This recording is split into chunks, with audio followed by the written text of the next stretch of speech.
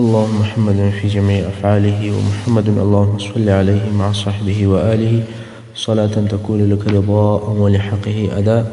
أما بعد، د رسول صلی الله علیه و آله وسلم د سیرت لسمه برخه.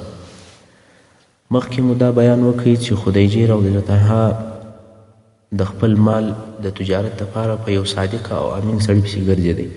کله چې دی د رسول صلی الله علیه وسلم د صدق او امانت تعریف او توصیف د هر چا څخه اورېدی او په عین حال کې د دې قریب هم و، نو یې د رسول صلی الله علیه وسلم څخه وغوښتل چې د دې د تجارت څه مالونه شام ته یوسي. رسول صلی الله علیه وسلم هم موافق شو. قافله جوړه سوه او مالونه یې بار کړل. میسره چې د خدیجې مریی و، هغه یې هم په دغه سفر کې د رسول صلی الله علیه و آله وسلم ملګری کړی چې په لارې کې به د رسول صلی الله علیه و آله وسلم خدمت کوي. اوس نو رسول صلی الله علیه وسلم د میسره په ملګرتیا شام ته رهي سو. په لار کې میسره د رسول صلی الله علیه و آله وسلم څخه عجیب او د عادت مخالف کارونه ولیدل. اول او تر هر څه د مخه ادب او ښه اخلاق. میسره اصلا مریی دی او د خلکو دا عادت و چې د مریانو سره به یې سخته او آمرانه ګزاره کول، خو رسول صلی الله علیه وسلم دته د یو ملګري په سترګه ګوري، د ادب او مهربانۍ ژوند ورسره کوي. نو میسره ډیر په تعجب کې پاته و چې دا څنګه ښه اخلاق دي. تر دې وروسته یې نور شیان هم ولیدل. هغه دا چې دوی پر لارې رهي وي، پر دوی لمر نه وي بلکې پر سر یې وریځ وي. دوی د شام په لار کې بیا هغې صومعې ته واړول کوم چې د مخه هغه بحیره راهب پکښې و، خو دا وار هغه بحیره راهب وفات سوی و او بل راهب د بحیره پر ځای درېدلی و. کله چې دغه بل راهب دا کوچنۍ قافله ولیدله چې فقط 2 نفره ورسره دي، په تعجب کې سو. خیر قافلې واړول. رسول صلی الله علیه وسلم ولاړی. هلته ګوشه د قافلې څخه لیرې یو ونې ته کښېنستی.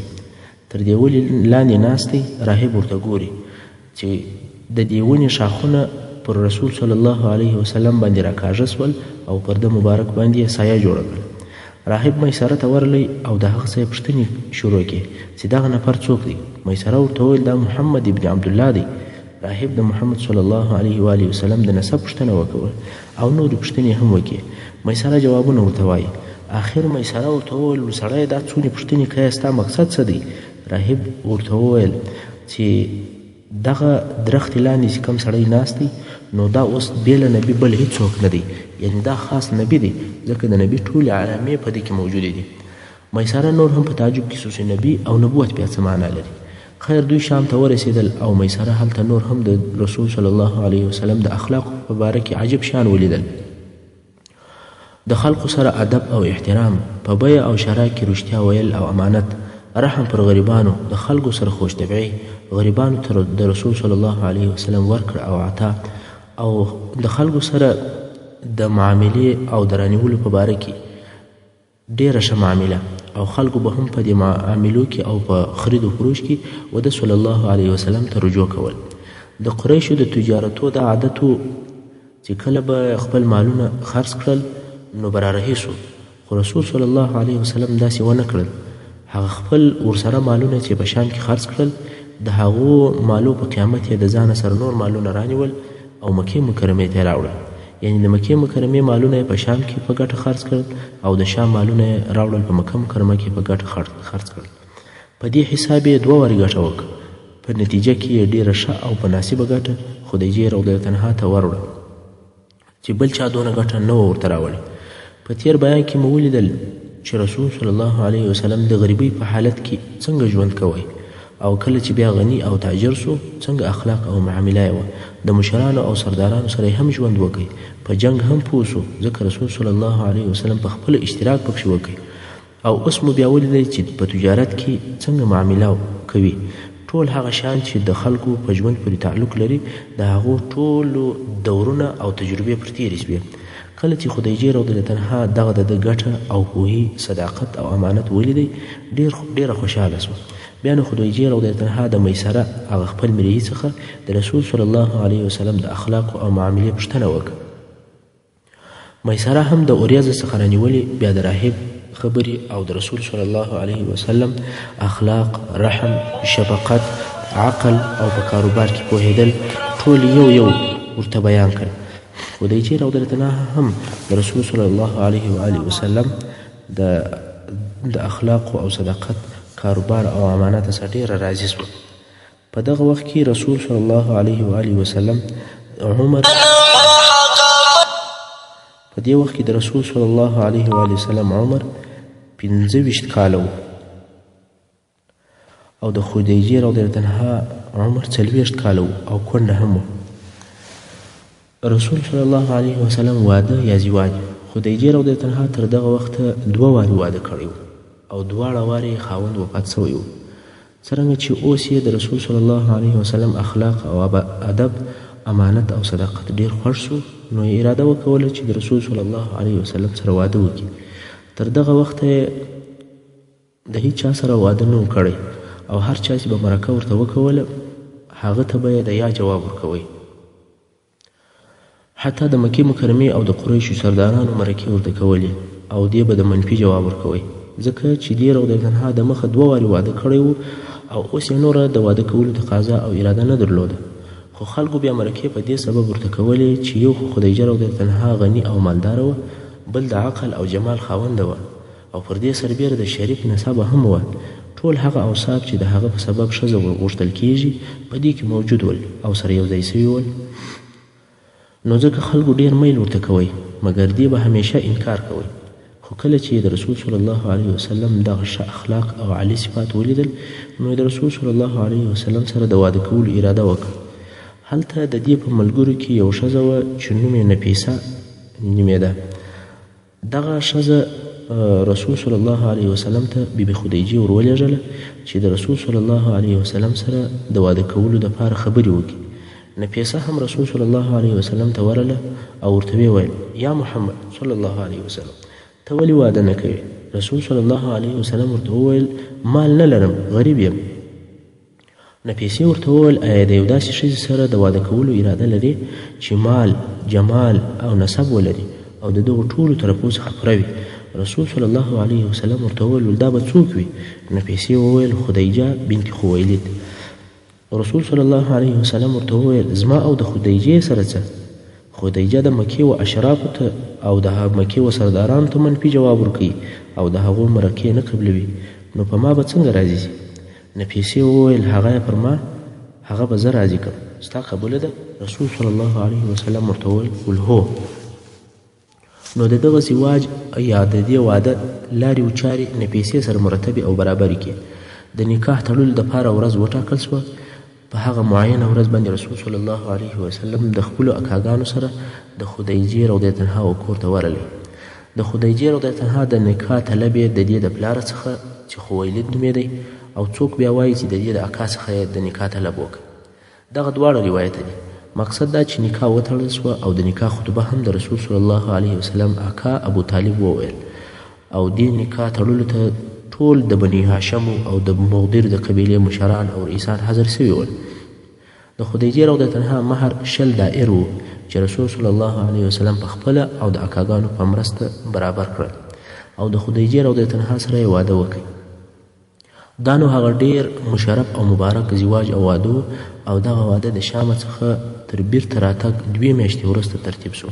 بیا نو د رسول صلی الله علیه وسلم او د خدیجې رضی الله عنها ګډ ژوند 25 کاله دوام وکړ او په دغه 25 کلو کې رسول صلی الله علیه وسلم بل واده نه دی کړی. د رسول صلی الله علیه وسلم په دغه 25 کاله ژوند کې چې د ځوانۍ وخت او موسم یې هم په یوه واده سره یې قناعت وکړي.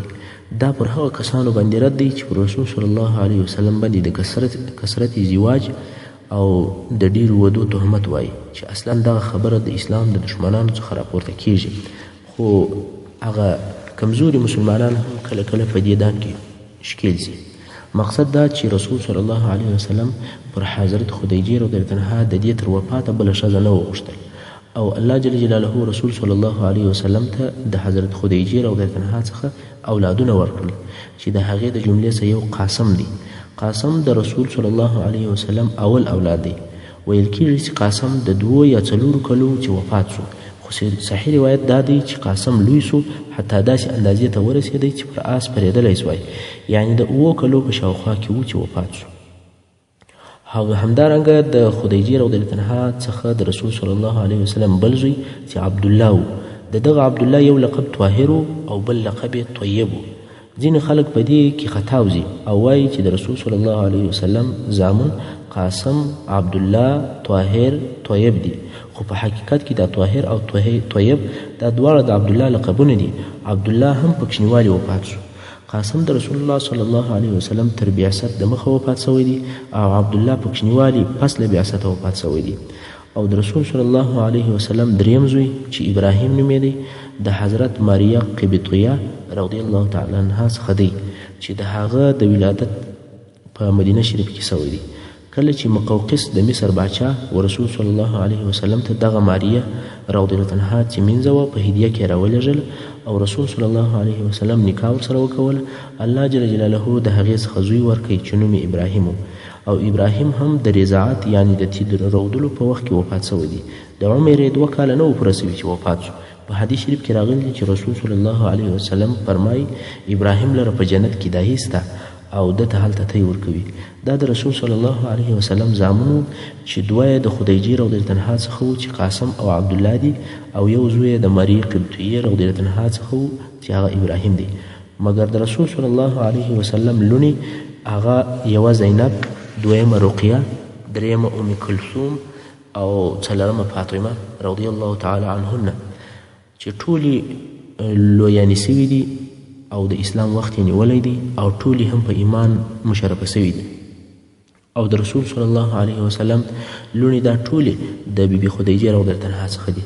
اوس نو د رسول صلی الله علیه وسلم وخت او ژوند تر واده کولو وروسته او تر بعثته پورې چې 15 کاله دی په عادي ډول تیریږي، ځکه کله چې رسول صلی الله علیه وسلم واده وکړي عمر یې 25 کاله و او پر 40 کال وحی ورته نازله شوه. په دغو 15 کالو کې څه داسې عادي واقعې پیښ شوي دي چې د هغو واقعو د جملې څخه یوه واقعه د کعبې شریفې د بنا او تعمیر نویوالی او بیا جوړول دي. د کعبې شریفې بیا جوړېدل، د کعبې شریفې په تعمیر کې چاکونه او درزونه پیدا شول. په تاریخ کې وایي چې دغه درزونه د سیل یا سیلاب په واسطه ول. اصلا مکه مکرمه ډیره زیاته او شدید د سیلابو علاقه وه، ځکه چې دا غرنۍ مځکه وه او شیله یې درلوده. دغه سیلابونه بیا خاص کار د کعبې شریفې سره جمع کېدل، نو د یو شدید سیلاب په سبب د کعبې شریفې بنا او تعمیر که څه هم ونه نړېدی مګر ضعیفه شو او وشورېدی او د دې ډیر امکان و چې ودې نړېږي، ځکه د دیوالو ډبرې یې د خپل ځای څخه شورېدلې وې. دا یو روایت دی. او بل روایت وایي چې یوې ښځې کعبې شریف ته خوشبويي دودوله او غوښتل یې چې د کعبې شریفې پوښونه خوشبویه کړي، خو په دغه حالت کې د کعبې شریفې پوښ اور واخیستی او ټول پوښونه وسوځل شول او د دغه اور په سبب د کعبې شریفې بنا وشورېدل او د نړېدلو امکان یې و. د کعبې شریفې د دیوالو د ضعیفه کېدو په باره کې دغه 2 روایته دي، خو په هر حال دا واضحه ده چې ممکن کعبه شریفه ونړېږي او بې له دې څخه چې د کعبې شریفې بنا نوې جوړه شي بله چاره نسته. نو د قریشو مشران او سرداران په دارالندوه کې سره راټول شول او پر دې اتفاق وکړي چې کعبه شریفه باید نوې او د سره څخه جوړه شي. اوس په دې فکر کې شول چې څنګه بیرته جوړه شي، ځکه د جوړولو دپاره ډبرې پکار دي او د چت دپاره لوی لوی لرګي پکار دي او بل په دې خاطر دوی سره په چوت کې ول چې د ډبرو بنا هم د دوی نه وزده، ځکه د دوی ټولې بناوې د خټو څخه جوړې شوي وې او په هغه ښه پوهېدل، خو د ډبرې بنا یې نه وزده. او کعبه شریفه چې جوړ شوې وه د ډبرې څخه هغه خو ابراهیم علیه السلام جوړه کړې وه او هغه د شام و او په شام کې د ډبرو بنا معروفه او مشهوره وه، خو اهل مکه د ډبرو په کار نه پوهېدل. او بل د چت لپاره ډېر اوږده لرګي په کار دي چې هغه د تیرانو په شکل باندې پر کښېږدي. اوس هغه لرګي هم نسته. اوس نو قریش په فکر او په حیرت کې دي چې څه وکړي، خو د الله جل جلاله قدرت ته الهي کارونه دي چې په دغو ورځو کې خبر رالی چې د جدې په سمندر او دریاب کې یو کښتۍ ده چې د ډبرو سره جنګېدلې ده او ماته سوې ده. د دې کښتۍ لوی لوی اوږده اوږده لرګي د سمندر څپو ساحل او د دریاب غاړې ته راغورځولي دي او خلکو هغه لرګي د خرڅولو لپاره مکې مکرمې ته راوړي دي. قریشو سره وویل چې دا یې اوله اساني، اوږده لرګي په خپله راورسېدل او څو ورځې وروسته د مکې مکرمې په بازار کې یو مریی خرڅېدی چې نوم یې عامر القدسي و او د ډبرو بنا او تعمیر یې زده و. نو قریشو سره وویل چې دا یې بله اسانتیا. اوس نو بنا او معلم هم پیدا سو چې د ډبرو بنا راوښیي چې کعبه شریفه باید څنګه جوړه سو. نو قریشو د مال په ټولولو شروع وکوله چې د کعبې شریفې د بنا او جوړولو دپاره پیسې سره ټولې کړي، مګر دلته د پیسو د ټولولو دپاره پر خپلو ځانو شرطونه کېښول. ول دا د الله کور دی، دا نه ښایي چې موږ بې له پاکه او حلاله ماله څخه بل شی یعنی ناپاکه مال ورګډ کړو. نو پاک مال معلوم کړئ چې پاک مال چیش دی. اول د زنا مال ځینې وایستئ. ول د زنا مال باید نشي په ګډ، ځکه هغه وخت هم ځینې کسانو په زنا باندې تجارت کوي، یعنی منځان یې درلودې او په هغو به یې پیسې برابرولې. نو قریش وویل هر هغه څوک چې مال یې د دغه قسمه څخه وي زموږ سره دې د دغې بنا په کار کې حصه نه اخلي، او بل باید د ظلم مال نشي په ګډ. د تجارو څخه چې هر څوک په ظلم باندې مشهوره دی هغه به زموږ سره په دې کار کې حصه نه اخلي. او بل یې وویل چې د ربا مال باید چې نشي په ګډ. ربا وسود ته وایي. که څه هم د دوی کاروبارونه او د دوی معاملات اکثره په ربا او په سود باندې وي، خو بیا هم په دې باندې پوهېدل چې دا یو خبیث او بد کار دی، د مخه تر دې چې اسلام سود او ربا حرامه کړي. او بیا یې د مال په ټولولو شروع وکول. په دغه وخت کې د کعبې شریفې د نړولو اراده هم وه چې دغه جوړ یې ونړول شي او نوی جوړ د سره څخه شروع شي. خو ټول قریش اوس بیریږي چې د کعبې شریفې په نړولو څنګه شروع وکړو، ځکه دوی ټولو د ابرهه قصه په خپلو سترګو لیدلې وه. هغه صرف د نړولو اراده وکوله چې رب جل جلاله هلاک او تباه کړي. اوس دوی په خپله دا کار کوي، ډېر بیریږي او د کعبې شریفې پر نړولو جرأت او اقدام نشي کولی. هر یو هغه بل ته وایي چې ته ونړوه، خو ټول د دې کار څخه انکار کوي. دوی غواړي چې ویې نړوي مګر بیریږي، نشي نړولی. په آخر کې ولید ابن مغیره چې د خالد ابن ولید پلار دی هغه وویل زه نړوم. نو یې یوم او کلنګ راواخیستی او د هغه دیوال په نړولو یې شروع وکوله چې د رکن یماني او د حجر اسود په مابین کې دی. چې کلنګ یې ورسره کړې او ډبر یې ورسره ایله سوې، هغه دیوال چې څه ونړوئ نو یې پر دا نورو قریشو غږ وکړئ چې اوس نو مرسته راسره وکړئ، راسئ کار شروع کړئ. هغه نور وویل ولیا تر سبا پورې درته ګورو، که په تا څه وسول نو بیا موږ لاس نه ورو، او که په تا څه نه وسول جوړ روغ وې نو موږ به هغه څه پاته ډبرې چې دي هغه به پر خپلو ځایو بیرته کښېږدو.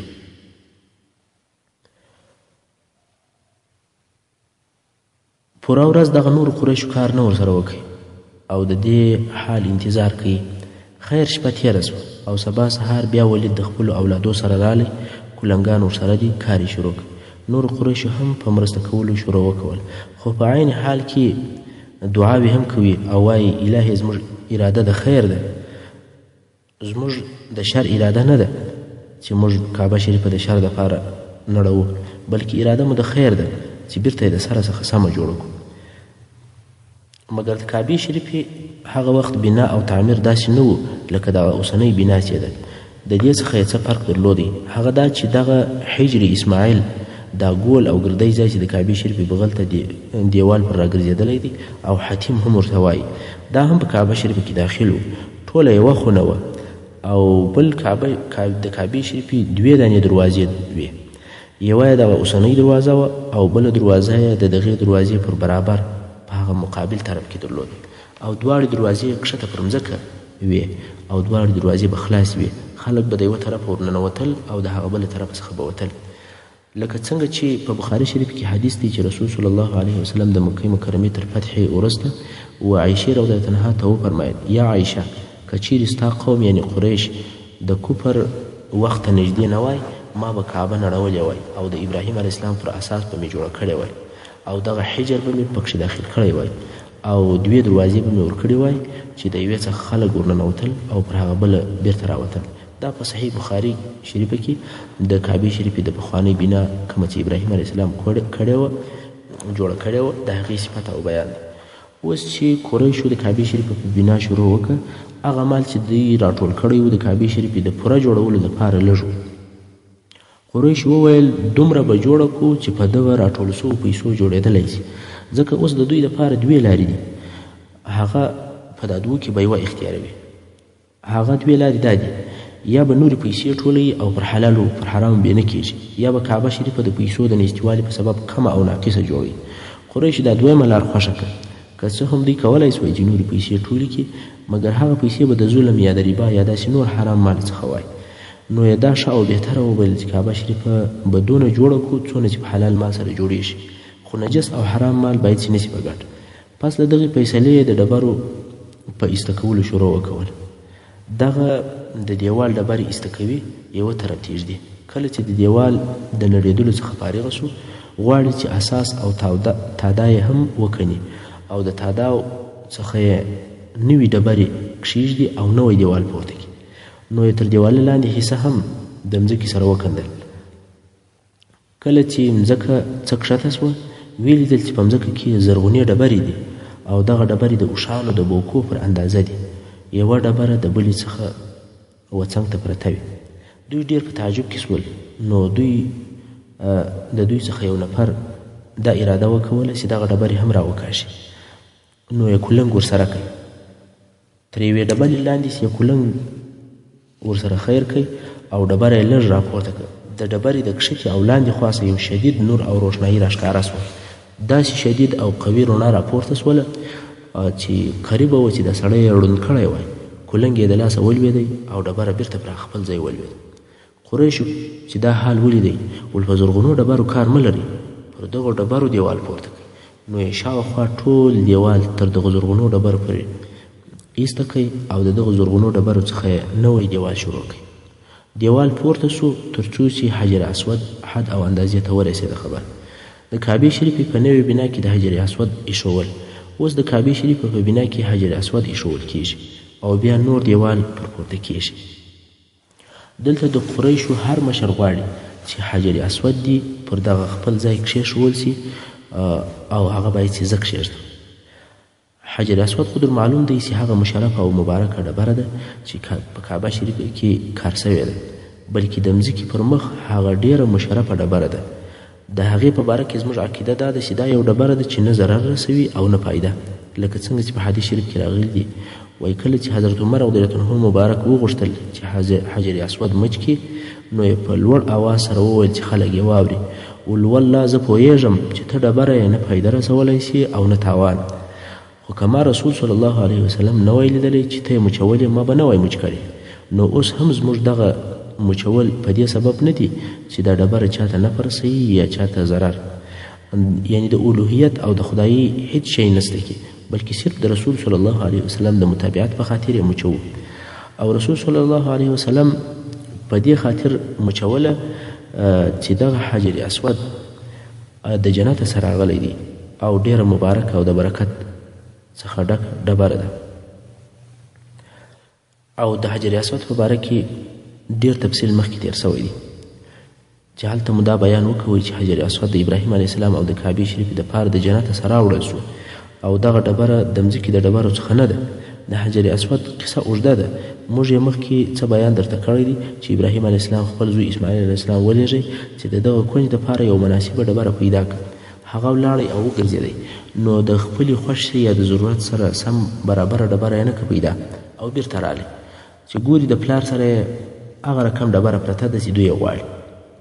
نو ورته ویې ویل چې دا ډبره دې د کومه که؟ پلار یې ورته وویل دا د الله د طرفه څخه راغلې ده. او په یو روایت کې راځي چې حجر اسود په اول کې سپینه ډبره وه مګر په وروسته کې د انسانانو د ګناهو په سبب توره شوه. د حجر اسود په تاریخ او قصه کې دا هم راغلي دي چې مسلمانانو کې د قرامیطه په نامه باندې یو ډله پیدا شوه چې د اسلام څخه منحرف او اوښتي ول. دې ډلې د حجاز په منطقه باندې قدرت او تسلط پیدا کړ. دا چې دوی د اسلام څخه ډیر منحرف وه نو دوی قصد وکړي چې یو بله کعبه جوړه کړي او رښتیا هم په حجر کې یو بله بنا او خونه جوړه کړه چې اوس دغه حجر د احصا په نامه یادیږي. او څوک وایي چې بحرین دی. د دې دپاره چې خلک د حج او زیارت دپاره د دې کعبې ته ورسي نو یې دغه حجر اسود د کعبې شریف څخه وکښئ او حجر ته یې نقل کړئ. هغه خپلې کعبه چې دوی جوړه کړې وه په هغه کې کښېښوئ. او دغه حجر اسود د قرامیطه په کعبه کې 80 کاله پاتې سو. په بل روایت کې وایي چې 20 کاله پاتې سو تر څو بیرته په واقعي مسلمانانو کې طاقت او قوت پیدا سو. حجر اسود یې بیرته د هغه ځای څخه رانقل کړئ. مګر قرامیطه چې کله دغه حجر اسود وړی نو هغه یې ټوټه ټوټه کړی و، مات کړی و.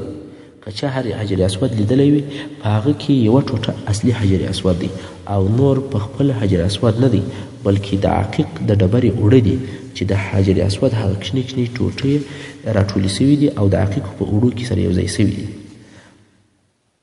خو واقعي حجر اسود فقط هغه یو تور داغ دی چې په دغه ځای کې معلومیږي دغه کار چې حجر اسود یې مات کړي دا د قرامطه لعنت الله علیهم د ډلې په واسطه وسو بیرته قصې ته راځو کله چې قریشو د کعبې شریفې په جوړولو کې د حجر اسود د ایښولو ځای ته ورسېدل دلته نو د قریشو د مشرانو څخه هر یو غواړي چې دغه ډبره پر خپل ځای باید چې زه کښېږدم ځکه دا یو داسې شرف دی چې دا شرف په ټول ژوند کې یو وار راتکراریږي بل وار بیا نه راځي او هغه نور شرفونه چې په کعبه شریف کې ول لکه مثلا د حاجانو سقایا یا رفاده دا داسې شرف و چې هر کال مکررېدی او په هر کال کې دغه د حاجانو خدمت کېدلی سوی خو د حجر اسود شرف او شرافت په ټول عمر کې یو وارې تکراریږي نو خود ټولو قریشو او د قریشو هر شاخ دا غوښتل چې د حجر اسود د ایښولو شرف د دوی په نصیب سي او دا نه غواړي چې بل شاخ دې د حجر اسود کښېږدي د قریشو په شاخو کې د حجر اسود پر ایښولو مقابله او نزاع شروع شو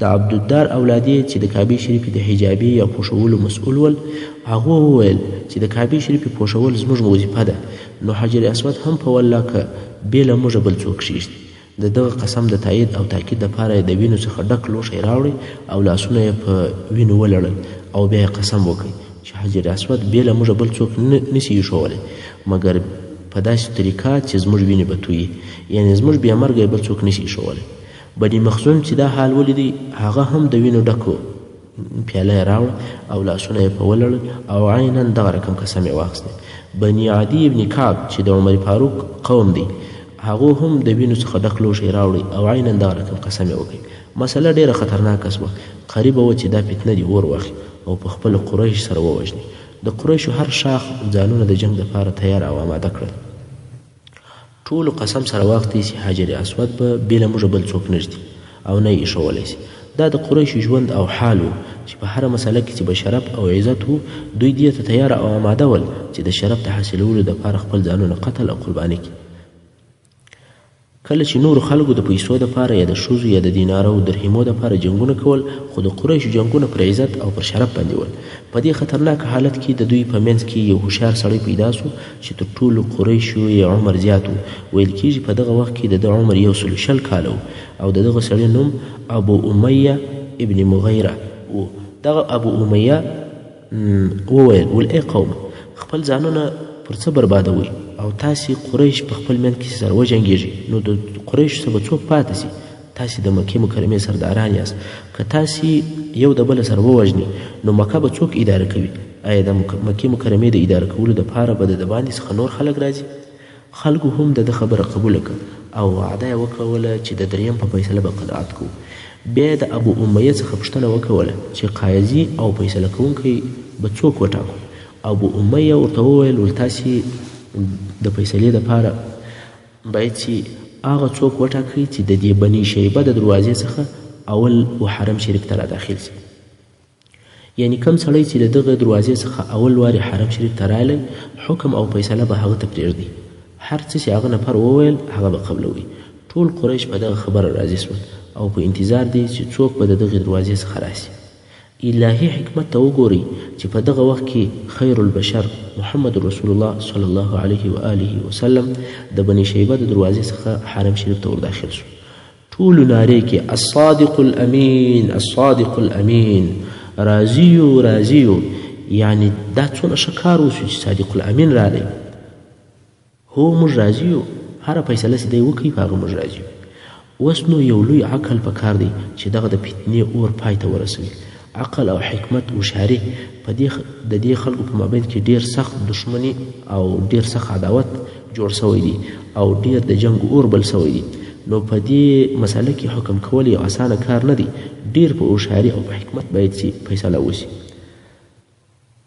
ځکه د دې قاضي او فیصله کوونکي اره خطا امکان لري چې د قریشو د جنګ او تباهي سبب وګرځي دلته باید سړی له حکمته کار واخلي تاسې د رسول صلی الله علیه وسلم ولوی حکمت ته وګورئ. کله چې رسول صلی الله علیه وسلم ته حال وویل سو او د دوی د نزاع سبب خو مخکې هم ورته معلوم نو یې خپل مبارک پټو د اوږو څخه رایسته کوي او د کعبې شریف څخه یې لیرې پر مځکه اوار کوي. حجر اسود یې په خپلو مبارکو لاسو